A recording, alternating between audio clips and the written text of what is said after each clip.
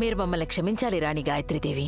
విషయం ఏమిటంటే రాజమాత ఎప్పుడూ ఇటువంటి వ్రతం చేసుకోలేదు. ఈ 7 రాకుమారి కూడా ఈ పండుగని తమ పుట్టింట్లో చేసుకుంటున్నారు. ఉపవాసాన్ని ముగించటం కూడా మర్చిపోయాం. మాకు యశోద చెప్తేనే తెలిసింది అత్తగారే కోడలికి ప్రసాదం వడ్డించాలని. మీరెందుకలా మాట్లాడుతున్నారు రాజమాత? తప్పంతా నాదే. నేనే మీకు చెప్పుండవలసింది. ఇప్పుడైనా మించిపోయిందేమీ లేదు. నేను సేవకులకి పొద్దున్నే చెప్పేశాను నా కోసం ఏదైనా వంట చేయమని. రండి, ఈ పాటికి వాళ్ళన్నీ సిద్ధం చేసేసుంటారు. పదండి. గుడ్. అన్నట్టు పూరీలేవి?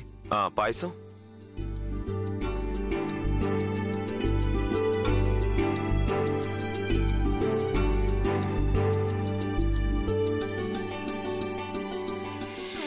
రాజమాత, రాణాగారు అన్నీ సిద్ధం చేయించారు. మీరిద్దరూ ఏదో అద్భుతాన్ని చూస్తున్నట్టు అలా ఆశ్చర్యపోతారేమిటి? రాణాగారు, మీరు ఇవన్నీ... రాణిగారు, మీరు మీ అత్తగారికి వ్రతం గురించి చెప్పడం మర్చిపోయి ఉండొచ్చు. కానీ మేం మా అత్తగారి దగ్గర వ్రతం గురించి అన్నీ తెలుసుకున్నాం. ఈ ఇంట్లో మీరు మొదటిసారిగా వ్రతం చేస్తున్నారు. ఇందులో ఎటువంటి లోపము జరగకూడదని మా కోరిక. రండి.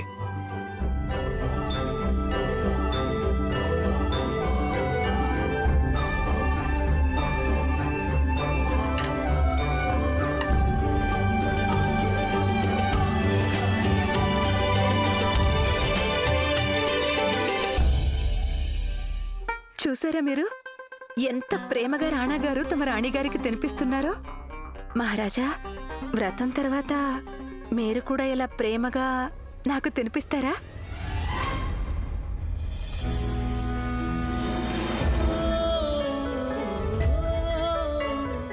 నేను తింటానులేండి. చిత్తన్ రాణిగారు. ఇక్కడేమో వీళ్ళిద్దరూ ఏకమై వంశ వారసుని బలం చూస్తుంటే నువ్వేమో వ్రతం గురించి మాట్లాడతావా? మహారాజా, మరి మహారాజా, ఇది రాజమహలా లేక మాయల పకీరు గారడి పుట్ట?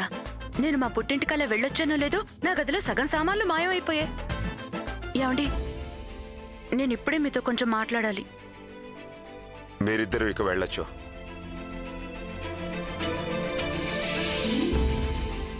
రండి. పదండి.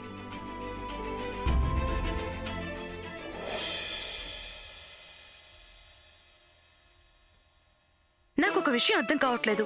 నా అనుమతి లేకుండా నా వస్తువుల్ని ఎవరైనా ఎందుకు ముట్టుకోవాలి? మా ఇంట్లో మా అన్నయ్య పిల్లలు కూడా నా వస్తువులేం ముట్టుకోరు. ఎందుకంటే వాళ్ళకి బాగా తెలుసు మేనత్తని అడగకుండా వస్తువులేవి తాకద్దని, బెత్తంతో ఒళ్ళు వాయించేస్తుందని. అయినా ఇది మీ రాజమహల్ కదా, ఇక్కడ అన్ని పద్ధతి ప్రకారం నడవాలిగా. మీ రాజు కదా.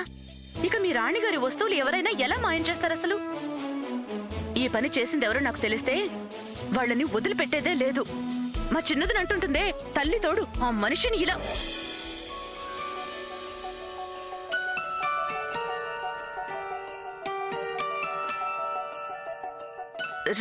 రాణాగారు, ఏంటి మీరు చేస్తున్న పని?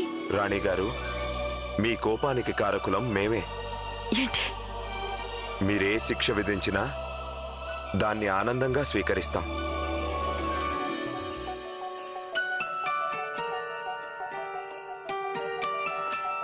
చేసిన వాగ్దానాన్ని పూర్తి చేసినప్పుడే కదా దానికి విలువ ఉంటుంది.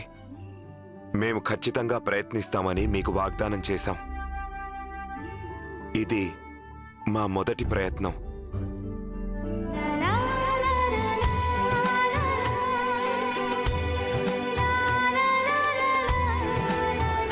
ఈ రోజు నుండి మాది అంటూ ఏదీ ఉండదు.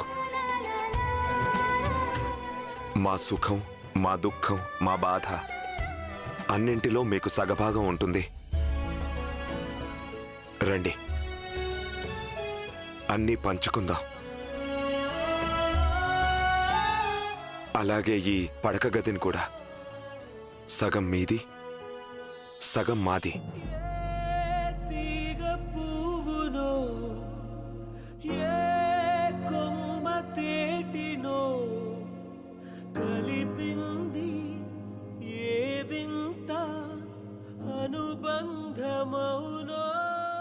రాణిగారు, మా మోకాళ్ళు నొప్పెడుతున్నాయి. కానీ ఇప్పుడే మీరు నాతో చెప్పారుగా, మీరే శిక్ష విధించినా స్వీకరిస్తారని. శిక్ష? మీ ఉద్దేశం సరైందే కావచ్చు, కానీ నన్ను ఇబ్బంది పెట్టారు మీరు. దానికి శిక్ష అనుభవించాల్సిందే. రాణి గారు, కానీ మేము మన గదిని నాకు నచ్చినట్టు నేను సర్దే వరకు మీకు ఈ గదిలో ప్రవేశం లేదు. వెళ్ళండి, బయటికెళ్ళండి. మాకు చాలా పనులున్నాయి.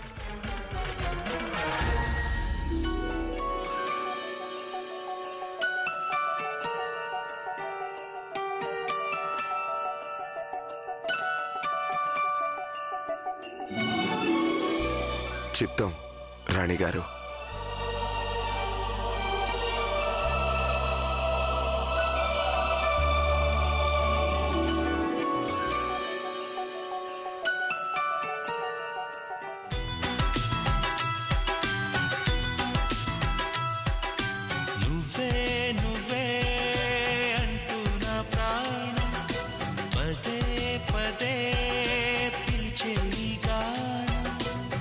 ప్రతి చోట నీ కోసం వెతుకుతుండగా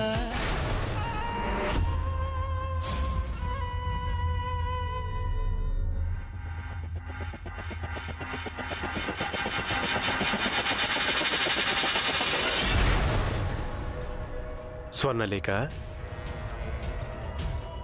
చూడండి, మేము మీకోసం ఏం తెచ్చాము.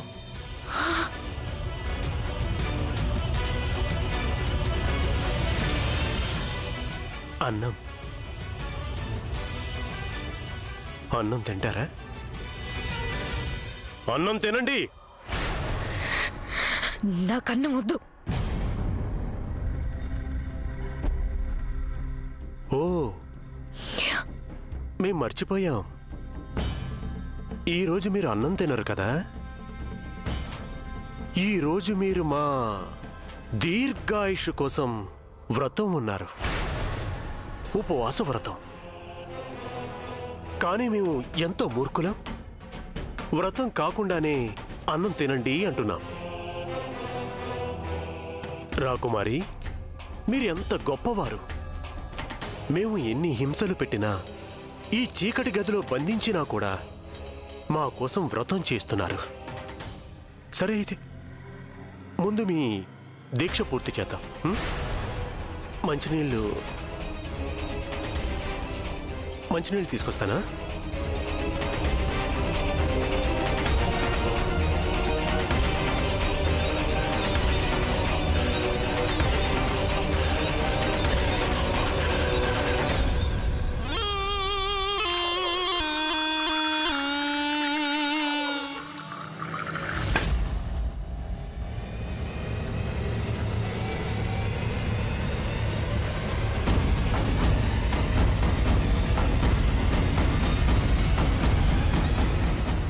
స్వర్ణలేఖ,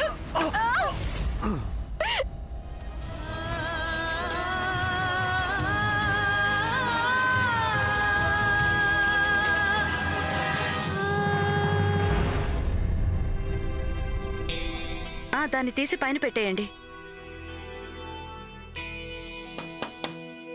మేమిప్పుడైనా లోపలికి రావచ్చా? రండి.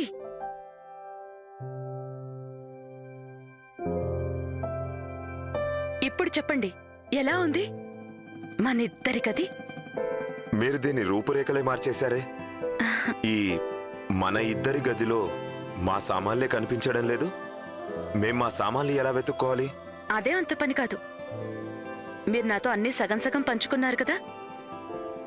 అయితే ఇలా అనుకోండి, కోరిక మీదైతే దాన్ని పూర్తి చేసే బాధ్యత నాది. ఈ ఒక్క గదే కాదు, జీవితంలో మీకేది కావాలన్నా సరే మీరు నన్ను పిలవండి చాలు. నేనిప్పుడే వస్తాను.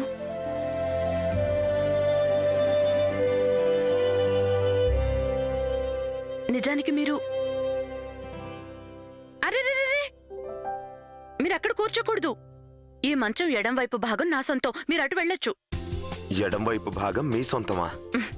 అదేంటంటే చిన్నప్పటి నుంచి నాకు అలవాటుంది కిటికీ వైపు పడుకోవడం. కిటికీలో నుంచి నాకు చంద్రుడు కనిపించేంత వరకు నాకు నిద్ర రాదు. అలాగా? ఇప్పుడే ఇంతకు ముందే మీరు మాకు చెప్పింది ఏంటంటే జీవితంలో మాకు ఏది కావాలన్నా మీరు మాకు ఇచ్చేస్తారని.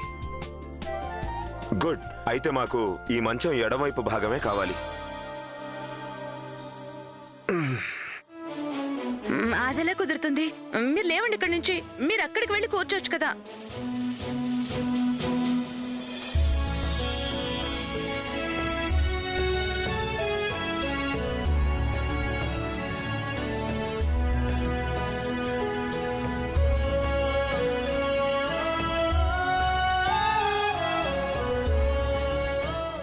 అలాగే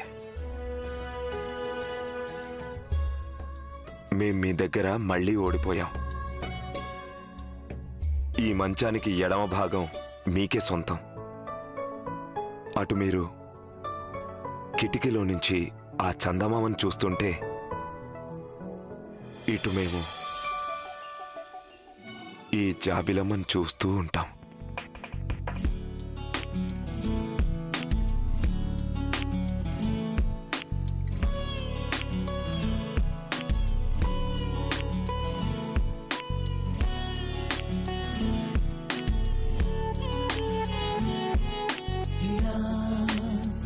ఎంతసేపు నిన్ను చూసినా సరే చాలు మనదు కంటి కామనా, ఏదో గుండెలోని కొంటె భావన.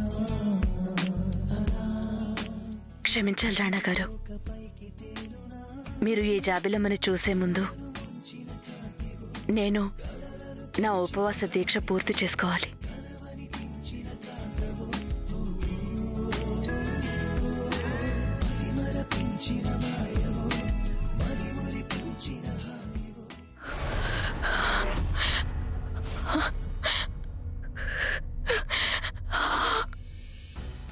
మమ్మల్ని రాజావారు కానీ చిన్నరాణి వారు కానీ చూసారంటే ఇక్కడి నుంచి మేము ఎప్పటికీ బయటపడలేము.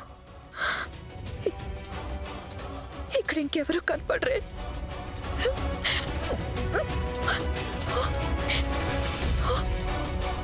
గాయత్రి కనపడుంటే కాదు, ఇప్పుడు ఆమెను వెతికే సమయం కూడా లేదు. భగవంతుడా, నన్ను కాపాడయ్యా. గోరింటాకు పెట్టేవారికి గాజులబ్బాయికి చెప్పండి వారి వారి వస్తువుల్ని సిద్ధం చేసుకోమని. రాజమాత కోరేదొక్కటే, రాణి గాయత్రీదేవి గారి మొదటి ఉపవాస దీక్షలో ఎటువంటి వెలితి ఉండకూడదు.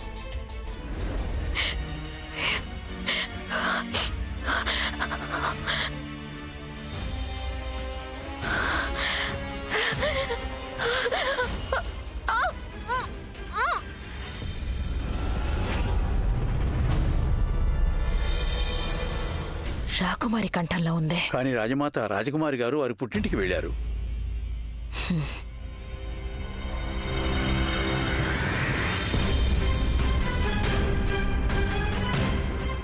బహుశా అది మా ఊహ కావచ్చు.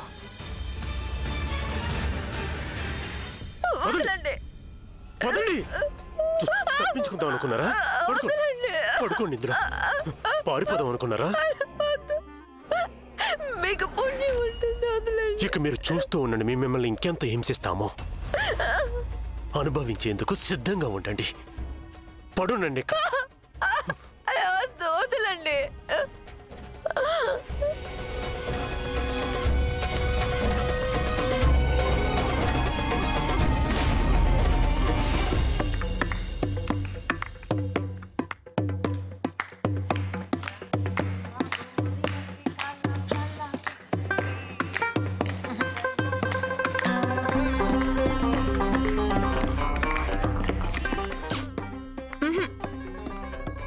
ఏమిటి ఇలాంటి చవకబారు గాజులు చూపిస్తున్నారు మాకు? ఏవైనా మంచివి, అదిగో ఆ ఖరీదైన గాజులు చూపించండి. రాణిగారు, మీరసలు ఏమీ చూడనే లేదు.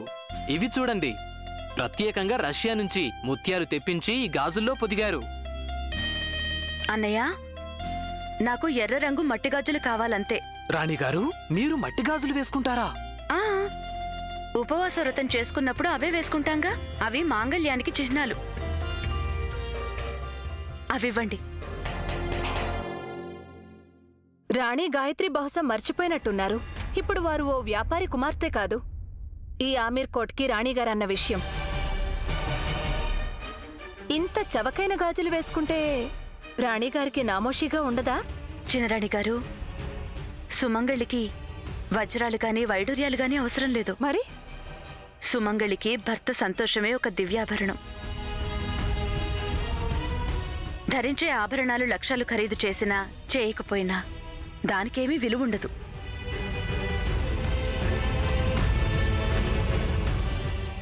రాణాగారు, ఈరోజు ఉదయం మీరు రాణి గాయత్రీదేవి గారి తొలి ఉపవాస వ్రతాన్ని ప్రోత్సహించారు. అది చూసి మేమెంతో ఆనందించాం. కానీ ఒకవేళ భర్త తమ భార్యకి బహుమతి ఇవ్వకపోతే ఈ వేడుక అసంపూర్ణంగా ఉండిపోతుంది. సరే, చంద్రోదయంలోగా ఏమివ్వాలో మీరు ఆలోచించుకోవచ్చు.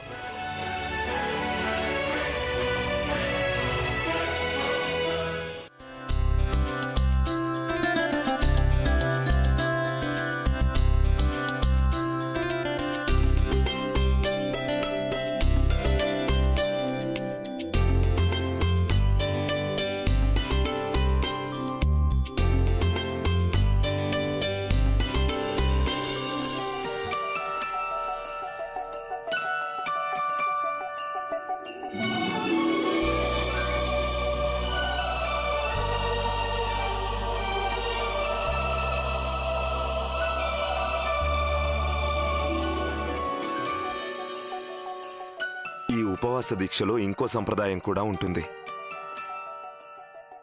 బహుమతి ఇచ్చే సంప్రదాయం.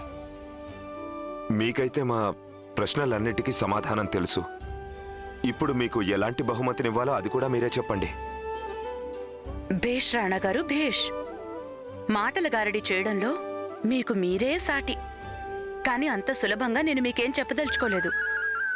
నేను మీకోసం ఈ ఉపవాస దీక్ష చేయగలిగినప్పుడు మీరు మాత్రం నాకే బహుమతి కావాలో కనుక్కోలేరా? రాణి గారు, చంద్రోదయం కావడానికి ఇంకెంతోసేపు లేదు. ఐ లవ్ మీ. ఇక మేమైతే సరే, మేము అన్ని చీరలు బయటికి తీస్తాం.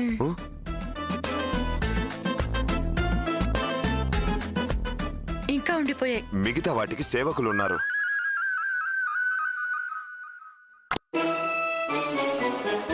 ఇందాక మీరేమంటున్నారు? రాణి గారు, మీరు మమ్మల్ని ఏదైనా కోరుకోండి అని అడుగుతున్నాం. మీరేది అడిగినా సరే చంద్రోదయానికి ముందు అది తెచ్చి మీ పాదాల దగ్గర పెట్టేస్తాం. అడిగితే లభించేది బహుమతి ఎలా అవుతుంది? మీరే కొంచెం ఆలోచించొచ్చు కదా. మీ భార్య ఈరోజు ఏం కోరుకుంటుందో. మేం మీకేదైనా బహుమతి ఇవ్వాలని మీరు అంటున్నారు. అది మీకు నచ్చాలి అంటున్నారు. కానీ ఆ బహుమతి ఏమిటో మీరు మాకు చెప్పను అంటున్నారు. మీరు అనేది ఏంటంటే మేము మీ మనసులో ఉన్న మాటని చెప్పకుండానే అర్థం చేసుకోవాలంటున్నారు. ఇది ఎలా సాధ్యం అవుతుంది? అదెందుకు సాధ్యం కాదు?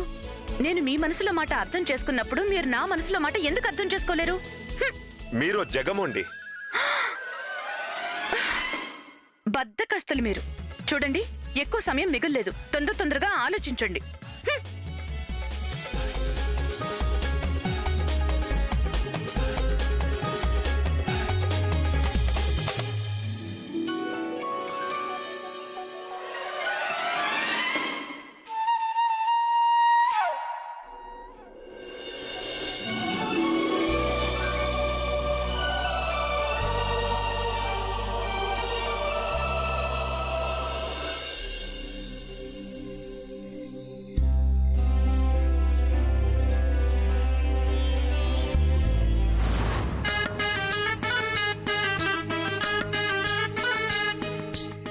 రాజావారు, చంద్రుడు ఇంకా కనిపించడం లేదేంటి? మా కడుపులో ఎలకలు ఆటకి ముగింపు రాసేస్తున్నాయి. రాణాగారు ఎక్కడికి వెళ్ళిపోయారు? నేను వారిని మరీ ఎక్కువగా ఆట పట్టించేశానా? కానీ ఆయన అలా చేయరు కదా. ఇక్కడ నేను ఆకలిగా ఉంటే వారెక్కడికో ఎందుకు వెళ్తారు? అంతగా ఆకలిగా ఉంటే మా చేత్తో ఏదైనా తినొచ్చు కదా.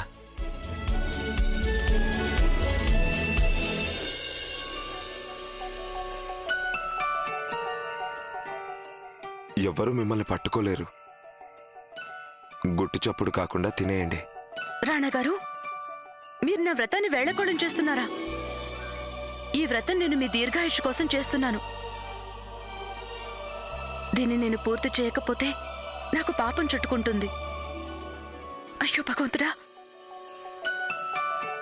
దాచుకోండి మీ లడ్డు.